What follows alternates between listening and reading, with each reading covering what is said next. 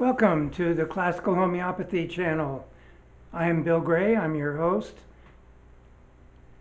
Today we're going to talk about the fundamental principles on which homeopathy was originally founded back 2 centuries ago.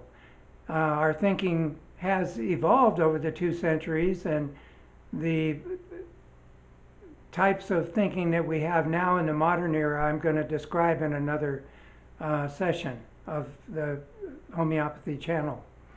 But today we'll talk about how the principles of homeopathy were first developed.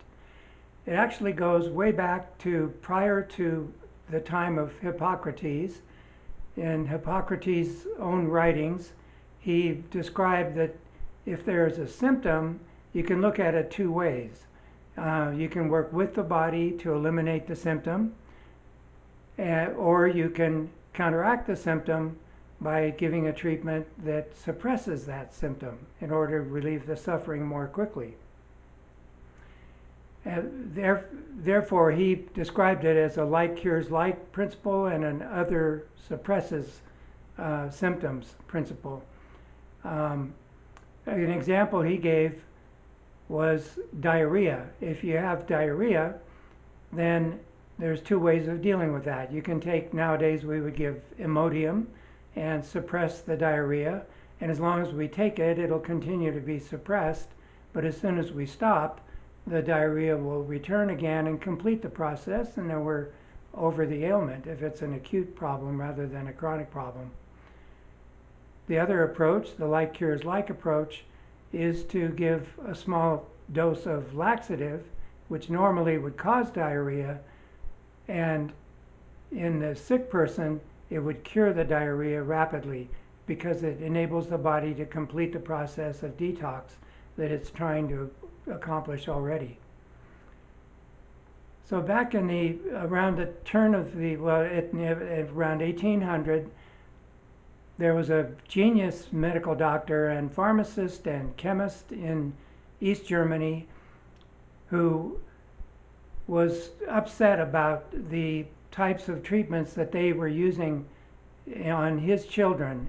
He had 6 children or so, and they were using things like laxatives, purgatives, leeches, bloodletting, that sort of thing. He considered that barbaric, and he didn't appreciate what was going on in medicine, so he quit and decided to make a living translating medical texts of writers throughout the centuries. In the process, he translated Hippocrates and came across this like cures like principle.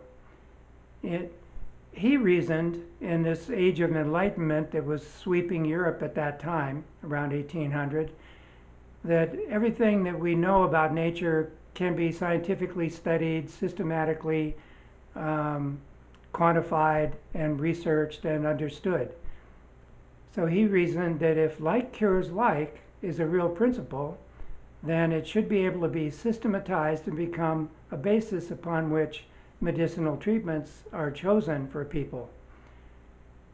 In order to test this, he tested on himself the principle by taking cinchona bark, which otherwise known as China, and nowadays we take as quinine, which is the essential ingredient in cinchona bark. Cinchona bark was known to be an effective treatment for malaria, and so he reasoned that with the like cures like principle, if that's really true, by taking small amounts over time, he should be able to generate symptoms of malaria. And sure enough, he developed fevers and chills and so on, which proved to him that the like cures like principle was true. And then he reasoned that we could take other medicinal substances, and he tested, or proved, we call it, he proved about 80 more remedies during his lifetime, and used families and friends and students and so on to test these substances to find out what symptoms are generated in healthy people, and then those symptoms are recorded in databases, which nowadays has been modernized onto computers, and we have software that analyzes the database and so on. But in those days, it was all written down in books, and the details, the symptoms were taken in minute detail, so we understood with each medicinal substance exactly what types of symptoms it can produce in healthy people, and therefore, if we see those kinds of symptoms in a sick person, it should be enabled to cure those symptoms in the sick person. And sure enough, that worked extremely well for things like scarlet fever, malaria as mentioned, typhoid, cholera, yellow fever, and homeopathy's fame spread throughout the world rapidly to the United States, to India, and eventually to South America, and of course throughout Europe and to England. And the fundamental principle then is like cures like. The terminology we call homeopathy homeopathos, which means similar suffering. And we describe orthodox medicine as allopathic, which means other suffering. So standard medicine is called allopathic because the orientation there is basically to, as quickly as possible and non-toxically as possible, to suppress symptoms rather than complete the process and go on to cure.